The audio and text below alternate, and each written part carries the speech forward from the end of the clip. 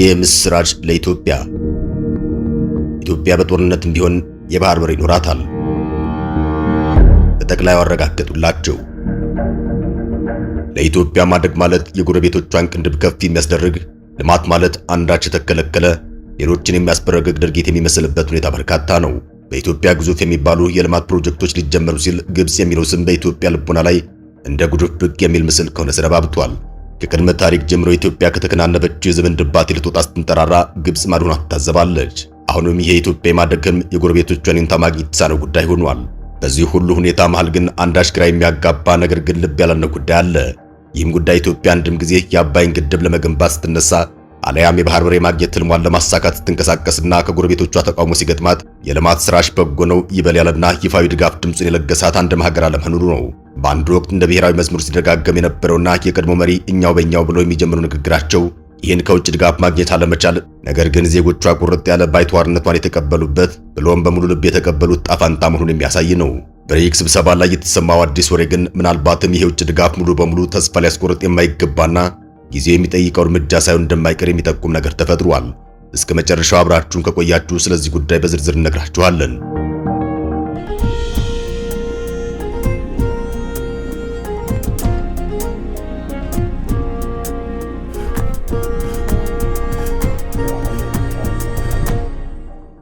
ጠቅላይ ሚኒስትር አብይ አህመድ የሰሞነኛ የብሪክስ ስብሰባ ላይ በግል ካናገሯቸው ሰዎች መካከል የቤላሩሱ ፕሬዝዳንት አንዱ ናቸው። ፕሬዝዳንት አሌክሳንደር ሉካሸንኮ እስካሁን በሌሎች ሀገራት መሪዎች ያልተደረገ ንግግር አድርገዋል። ፕሬዝዳንት ሉካሸንኮ ኢትዮጵያ የባህር በር ባለቤት የሚሆኗ ጉዳይ የጊዜ ጉዳይ ብቻ ነው ሲሉ ተደምጠዋል። የቤላሩስ ዋና የዜና ጣቢያ ባወጣው መረጃም ከብሪክስ ስብሰባ ጎን ለጎን ጠቅላይ ሚኒስትር አብይ አህመድና የቤላሩሱ ፕሬዝዳንት ሉካሸንኮ ያደረጉትን ንግግር ይፋ አድርጓል። የኢትዮጵያን ጥያቄ የማይቀበሉት ጎረቤቶች ሞኞች ናቸው። ከጊዜ በኋላ ኢትዮጵያ በሰላማዊ መንገድ ካልሆነ በጦርነትም ቢሆን ባህሩ ላይ መድረሱ አይቀርም። ሆኖም በሰላማዊ መንገድ ቢሆን የተሻለ ነበር ይላል የፕሬዝዳንቱ ንግግር። ጠቅላይ ሚኒስትር አብይ አህመድ ለፕሬዝዳንቱ ንግግር ምላሽ ሲሰጡ ህመማችንን ትረዱታላችሁ፣ የኛና እናንተ ህመም ተመሳሳይ ነው፣ የባህር በር የተከለከለ አገር ሊረዳው የሚችለው ህመም ነው ሲሉ ተደምጠዋል። ጠቅላይ ሚኒስትር አብይ በመቀጠልም ባህሮችና ውቅያኖሶች ለሁሉም ክፍት መሆን አለባቸው፣ ከዚያ የሚገኘው ሀብት ለሁሉም እኩል መካፈል አለበት፣ በተፈጥሮ ሀብት ምክንያት መዋጋት የለብንም፣ ለዛም ነው የቤላሩስ አይነት የኛን ህመም የሚጋሩ ሀገራት አቋም ወሳኝ የሚሆነው፣ ፍትሐዊና ሁላችንም በሚያጓባ መንገድ ካለን የተፈጥሮ ሀብት ላይ ድርሻችንን ማግኘት አለብን በማለት የባህር በር የማግኘቱን ጉዳይ ዓለም አቀፋዊ የተፈጥሮ ሀብት ብሎም የውሃ ሀብት ህጎች ፍትሐዊነት ጥያቄ ላይ የሚያስቀምጥ ሐሳባቸውን አቅርበውላቸዋል። ጠቅላይ ሚኒስትር አብይ ባደረጉት ንግግር እኛ በርካታ የውሃ ሀብት አለን፣ ይህን ያልተገደበ የውሃ ሀብታችንን ያለስስት ለጎረቤቶቻችን ስናካፍል በምላሹ ግን አመድ አፋሽ ያደርጉናል የሚል ንግግራቸው እጅግ ግላዊ የሆነ እንደሆነ የሚጠቁም ሆኗል። ይህ የጠቅላይ ሚኒስትር አብይ አህመድ ንግግር ያለምንም መነሻ የተደረገ አይደለም። ቤላሩሳውያን የኢትዮጵያን ህመም ትረዱታላችሁ ማለታቸውን በምክንያት ነው። ምክንያቱም ቤላሩስ እንደ ኢትዮጵያ በየብስ ወይም በመሬት ታጠረችና የባህር በር የራቃት ሀገር ናት። ቤላሩስ አሁን ላይ በዌስት ኤዥያ ፖለቲካ ውጥረት ላይ ያላት ተሳትፎ ከሩሲያ ጋር ባላት ትብብር የተፈጠረ ነው። ቤላሩስ በሩሲያና ዩክሬን መሃል ትገኛለች።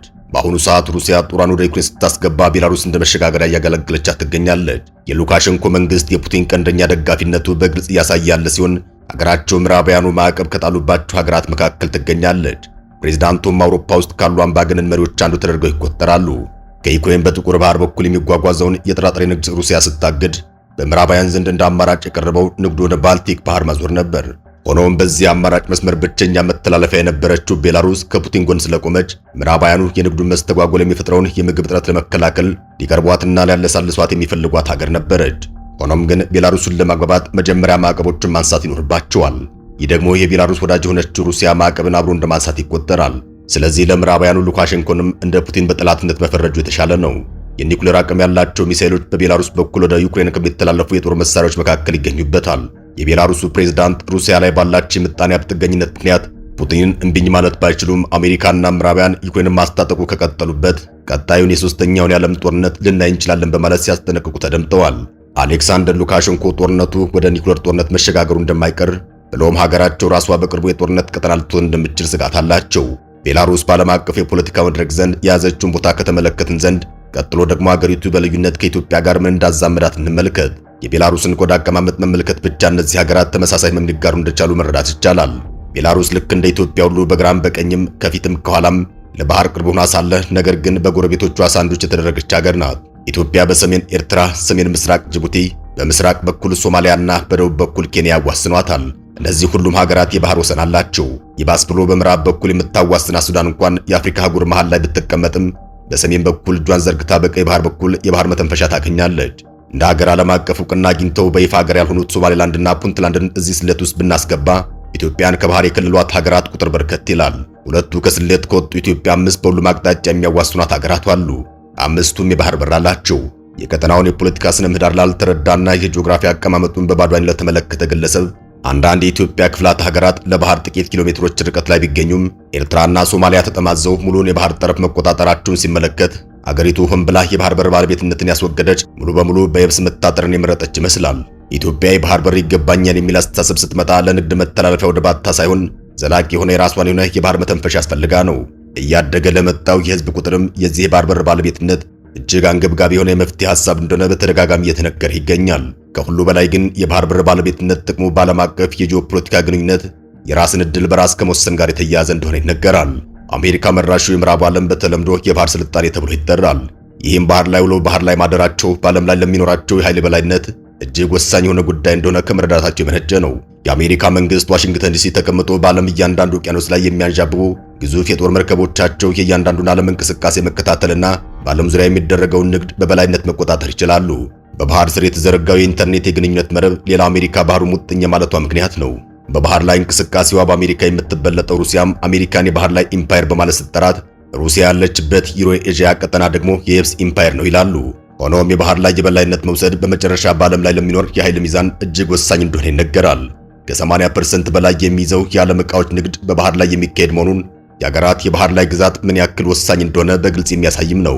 ሁቲ፣ አልሸባብና ሌሎች በርካታ በዓለም ታላላቅ ሀገራት በአሸባሪነት የተፈረጁ ታጣቂ ኃይላት የሀገራቱን ኃይል ለማንኮታኮት የጦር ሜዳቸውን ያደረጉት ባህሮችንና ውቅያኖሶችን መሆኑን ስትመለከት በየብስ ለታጠረ ሀገር ጉዳዩ ምን ያክል ወሳኝ እንደሆነ መረዳት ይቻላል። ጠቅላይ ሚኒስትር አብይ ታዲያ ህመማችን ሲሉ ይህን ማለታቸው እንደሆነ እርግጥ ነው። ልክ እንደ ኢትዮጵያ ቤላሩስም ለትልቅ የባህር አካላት በቅርብ ላይ የምትገኝ ሆኖም በሁሉም አቅጣጫ በ5 ሀገራት የተከበበች ናት። በምስራቅና በሰሜን ከሩሲያ፣ በሰሜን ምስራቅ ላትቪያና ሊቱዌኒያ፣ በምዕራብ ፖላንድና በደቡብ ዩክሬን የሚያዋስኗት ሲሆን አምስቱም ሀገራት የባህር በር ባለቤት መሆናቸውን ቤላሩስ የአውሮፓ ኢትዮጵያ ሊያስብላት ይችላል።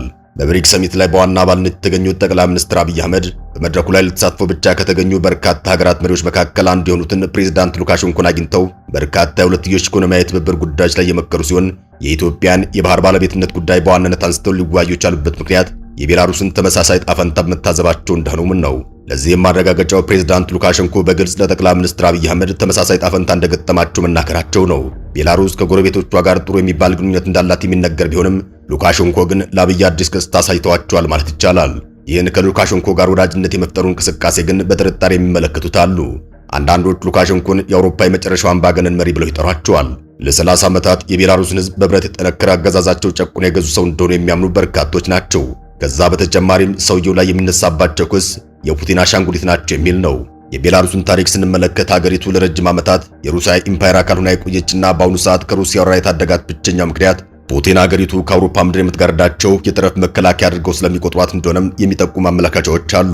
ሶስቱ የስላቭ እህትማማቾች በመባል የሚጠሩት ሩሲያ፣ ዩክሬንና ቤላሩስ ከምንም በላይ እርስ በርስ የሚተዋወቁ ሀገራት እንደሆኑ ይነገራል።